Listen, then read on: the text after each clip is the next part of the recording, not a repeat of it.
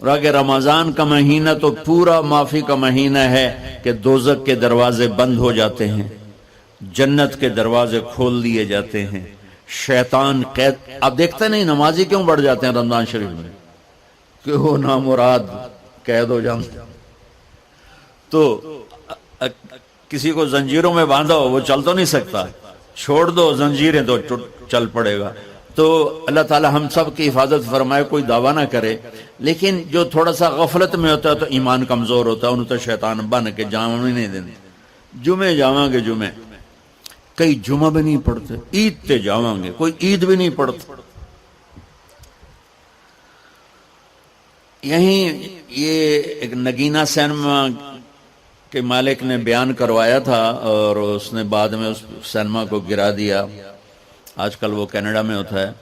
تو وہ سینمے کا جو تھا نا مینیجر، وہ میرے پاس آیا، کہا مولانا آج میں پہلی نماز پڑھی ہے. وہاں ہم نے مغرب کی نماز پڑھی. اس کے بعد بیان ہوا. بیان کے بعد وہ اتنا ہنگامہ ہوا کہ رش بہت تھا تو وہاں نماز پڑھی نہیں جا سکے. ہم نے کہنے لگا میں چل رہا تھا میرے ساتھ ساتھ، مولانا آج میں پہلی نماز پڑھی. میں نے کہا کیا مطلب؟ کہا جی یہی کہ آج زندگی دی پہلی نماز پڑھی. ہوگا راؤنڈ اباؤٹ 40-45 سال کا. میں کہا پہلی نماز؟ ہاں جی پہلی نماز. جمعہ پڑھے؟ نہیں کدی نہیں. عید؟ نہیں کدی نہیں. آج پہلی نماز تھوڑے پیچھے پڑھی ہے. شیطان جب قید ہوتا ہے تو زنجیریں کھل جاتی ہیں تو نمازی بڑھنا شروع ہو جاتے ہیں. اس کے بعد جو گھٹتے ہیں نا تو شیطان کی وجہ سے نہیں، اپنی عادت اور سستی کی وجہ سے. پہلے 2-3 دن بڑا جوش ہوتا ہے، پھر اس کے بعد گھٹتے ادھے کو پھر نکل جاندے ہیں، ادھے رہ جاندے ہیں. تو تراویح میں بھی پہلے پوری مسجد بھرے گی، پھر ایک صف جائے گی، پھر دوسری جائے گی، پھر تیسری جائے گی. تو بھائیو یہ رمضان آ رہا ہے، دیکھو میں ہاتھ جوڑتا ہوں، نماز 5 وقت سارا سال فرض ہے، لیکن روزے کی برکت سے کیا ہوتا ہے؟ شیطان قید ہو جاتا ہے تو وہ سارے بھاگے آ رہے ہوتے ہیں. اللہ سے مانگ لو اس رمضان میں کہ یا اللہ ایسی توفیق دے کہ موت تک نماز نہ چھوٹ. رمضان میں بہت سے لوگ رشوت لینا چھوڑ دیتے ہیں کہ نہیں جی ہن رمضان شریف آ گیا. رمضان شریف بھی تو آیا ہے لیکن اصل میں شیطان قید ہوا ہے تو اب کہہ رہے نہیں ہوں رشوت نہیں لینی، مہینے بعد لواں گے. ڈنڈی مارنے والا کہتا ہے نہیں صحیح تولنا ہے، پھر رمضان تو بعد کٹھی کسر کر لواں گے. وہ کیا وجہ ہے پیچھے؟ ایک تو رمضان کی برکات ہیں اور ایک شیطان کا قید ہونا ہے اور ایک جنت کے دروازوں کا کھل جانا، دوزخ کے دروازوں کا بند ہونا، اللہ کے عرش کا پہلے آسمان پہ مستقل ڈیرا ڈال دینا اور پھر اعلان کرنا ہے کوئی بخشش آنے والا ہے، کوئی معافی مانگنے والا ہے، کوئی توبہ کرنے والا ہے، کوئی جنت مانگنے والا ہے، کوئی دنیا مانگنے والا، آؤ مانگو. اور ایک فرشتہ اعلان کرتا ہے اے بھلائی کے چاہنے والے شاباش آگے بڑھ، اور دوسرا فرشتہ اعلان کرتا ہے اے برائی کے کرنے والے بس کر اور واپس آ جا، بس کر اور واپس آ جا. رمضان کا مطلب ہے جل جانا. رمضان کے لفظ کا مطلب ہے جل جانا. جلنے کا مطلب کیوں ہے اس میں؟ کہ رمضان میں اللہ سارے گناہوں سے اپنے بندوں کو پاک کر دیتا ہے اور ان کے گناہوں کو جلا دیتا ہے، جس سے وہ پاک ہو کر سونا آگ میں جل کے خالص ہو کے باہر آتا ہے. روزہ رکھنے والا بھوک کی آگ میں جل کے خالص ہو کے باہر آ جاتا ہے، اللہ اس کے سارے گناہ معاف فرماتا ہے. دھیان نال سنیں جی. سب سے اعلیٰ درجے کا مسلمان، میرے نبی کا جواب، جو سارا دن مصلی پہ بیٹھا رہے، جو ہر سال حج عمرہ کرے، جو مسجد سے نہ نکلے، جو رات کو قرآن پڑھے، دن میں روزے رکھے. نہیں، سنو غور سے سنو. من سلم المسلمون لسانہ ویدہ، سب سے اعلیٰ درجے کا مسلمان فیصلہ بات کا وہ ہے جو اپنے مسلمانوں کو تکلیف نہ پہنچائے، جو ہاتھ اور زبان سے کسی کو تکلیف نہ پہنچائے، وہ سب سے اعلیٰ درجے کا مسلمان ہے. سبحان اللہ، کیا بات. میرے نبی سے ایک صحابی نے پوچھا یا رسول اللہ، ہمارے محلے میں ایک خاتون رہتی ہے، رات کو تہجد پڑھتی ہے، دن میں روزے رکھتی ہے، پر اس کی زبان بہت سخت ہے، بہت بےزتی کرتی. اب نے کہا جہنم میں جائے گی. کہا جی ایک خاتون ہے جو نہ نفلی روزہ، لیکن اس کی زبان کا بول بڑا میٹھا ہے، کہا وہ جنت میں جائے گی. تو سب سے اعلیٰ درجے کا مسلمان کون ہے جو کسی کو تکلیف نہ پہنچائے؟ پھر اس نے پوچھا ای الایمان افضل، سب سے اعلیٰ درجے کا مومن کون ہے؟ تو آپ نے فرمایا حسن الاخلاق، جس کے اخلاق اچھے ہوں وہ سب سے اعلیٰ درجے کا ایمان والے ہے. کیونکہ تکلیف نہ پہنچانا اخلاق کی ایک صفت ہے، اور اخلاق کی بے شمار اقسام. میرے نبی نے فرمایا اچھے اخلاق 360 صفات کا نام ہے.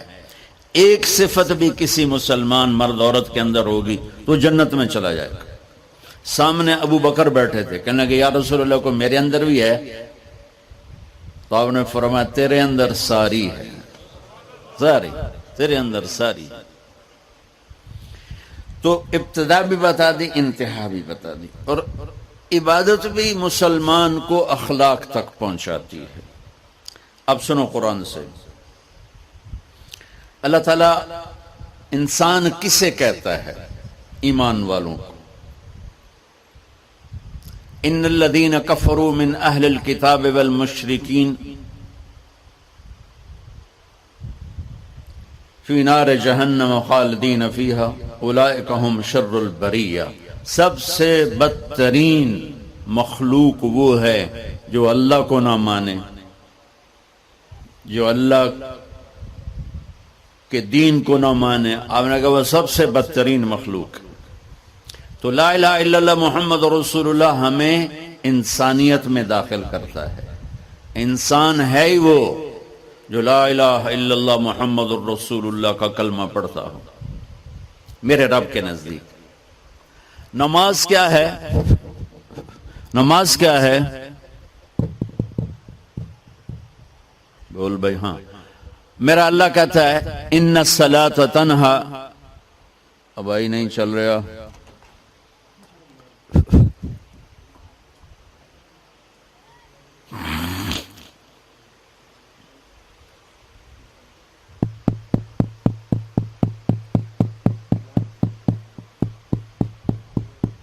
تھوڑی آواز ہے. نماز کیا ہے؟ ان الصلاۃ تنہا عن الفحشاء والمنکر. تم نماز پڑھو، یہ تمہیں بد اخلاقی سے بچائے گی اور یہ تمہیں گناہوں سے بچائے گی. تو نماز بھی انسان کو اخلاق تک لے جا رہی، فحاشی سے بچائے گی، گناہوں سے بچائے گی، اخلاق کی طرف سفر. روزہ آ رہا ہے. روزہ کس لیے ہے؟ کتب علیکم الصیام کما کتب علی الذین من قبلکم لعلکم تتقون. تم پر روزہ فرض کیا ہے جیسے پہلوں پہ کیا تھا تاکہ تم تقوی والے بن جاؤ. تقوی والے کون ہیں؟ وسارعوا الی مغفرۃ من ربکم وجنۃ عرضها السماوات والارض اعدت للمتقین. کہ میرے بندو دوڑو جنت کی طرف جو تقوی والوں کے لیے. متقی کون ان دن تقوی والے یا اللہ کا؟ الذین ينفقون فی السراء والضراء، کا جو میرے نام پہ سخاوت کرتے ہیں، چاہے تنگ دست ہوں چاہے پیسے والے ہوں، چاہے تھوڑا مال ہوئے چاہے زیادہ مال ہوئے، وہ میرے نام پہ خرچ کر دیں. الکاظمین الغیظ، جو غصے کو پی جاتے ہیں. والعافین عن الناس، اور جو لوگوں کو معاف کر دیتے ہیں. اللہ تعالیٰ کہہ رہا ہے یہ تقوی والے ہیں. تو روزہ بھی اخلاق پہ لے جا رہا ہے. فمن فرض فیہن الحج فلا رفث ولا فسوق ولا جدال. میرے رب نے کہا حج کا ارادہ کر لیا ہے تو زبان کی گندی، زبان کا گندا لہجہ اور زبان کے گندے بول سے بچو، لڑائی سے بچو، گناہوں سے بچو. تو حج بھی میٹھے بول پہ لا رہا ہے، لڑائی سے بچنے پہ لا رہا ہے، نافرمانی سے بچنے پہ لا رہا ہے. خذ من اموالہم صدقۃ تطہرہم وتزکیہم بہا وصلی علیہم. میرا رب فرما رہا ہے میرے محبوب ان سے زکوٰۃ لیں اور ان کو پاک کریں اور ان کا تزکیہ کریں، ان کو ایک اچھا انسان بنائیں۔ زکوٰۃ ہو اخلاق بنتے ہیں، روزہ ہو اخلاق بنتے ہیں، حج ہو اخلاق بنتے ہیں، نماز ہو اخلاق بنتے ہیں، کلمہ ہو انسان بنتا ہے۔ یہ اتنا زور کیوں دیا ہے اخلاق پر کہ میرے بھائیو، اچھا معاشرہ جو وجود میں آتا ہے وہ ایک دوسرے کو معاف کرنے سے وجود میں آتا ہے۔ مسجد نماز کے لیے ہے، اور نماز ایک انفرادی عمل ہے جو کر کے میں گھر چلا جاتا ہوں، دفتر چلا جاتا ہوں، پڑھوں نہ پڑھوں، نہ پڑھنے کا گناہ مجھ پر، پڑھنے کی نیکی مجھ پر۔ لیکن اگر میرے اخلاق برے ہیں، روزہ میری چیز ہے، رکھوں اجر، نہیں رکھوں پکڑ، زکوٰۃ دے دوں اجر نہ دوں پکڑ، حج کر لوں اجر نہ کروں پکڑ۔ صرف میری ذات سے کے گرد ہے نماز بھی، روزہ بھی، حج بھی، زکوٰۃ بھی۔ لیکن برے اخلاق جتنا معاشرے میں میرا اثر ہے وہاں سب تباہی پھیلا دیں، اور اچھے اخلاق جتنا معاشرے میں میرا اثر ہے وہاں خوبصورتی کو پھیلا دیں۔ عبادت چھپ جاتی ہے، میں نے فجر پڑھی ہے کہ نہیں پڑھی آپ کو پتہ ہے؟ بولو، آپ نے پڑھی ہے یا نہیں پڑھی مجھے کوئی پتہ ہے نہیں ہے۔ لیکن یہاں بیٹھ کے اللہ نہ کرے میں فرقہ واریت کی بات کروں، آپ سب کو پتہ چلے گا کہ نہیں چلے گا کہ مولوی اگلا رہا ہے؟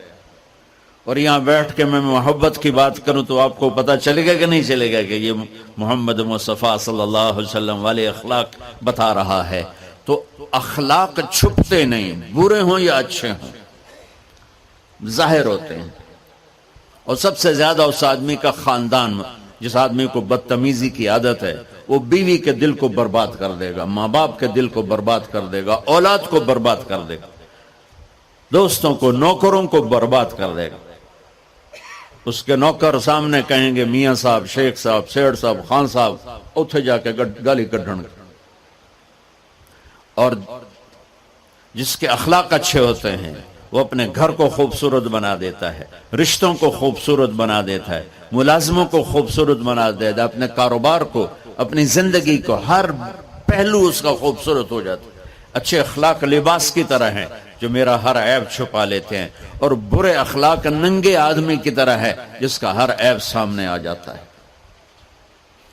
اور اللہ کی رحمت اتنی طاقتور ہے کہ میرا رب فرماتا ہے، یہ تو میں نے 5 غلطیاں بتائی ہیں، لیکن میرا رب فرماتا ہے میرا بندہ میں تجھے عمر بھی دیتا ہوں، طاقت بھی دیتا ہوں، تو اتنے گناہ کر کے زمین فیصل آباد کی سے اٹھا کر آسمان کی چھت کو لگا دے، سوری دنیا گناہ گار ہو جائے نا تو آسمان کیا چاند تک بھی گناہ نہیں جا سکتے۔ اور میرا اللہ کہہ رہا ہے ایک مرد عورت اتنے گناہ کرے کہ آسمان کی چھت کو لگا دے، پھر صرف ایک دفعہ مجھے کہے یا اللہ معاف کر، تو میں سارے ہی معاف کر دوں۔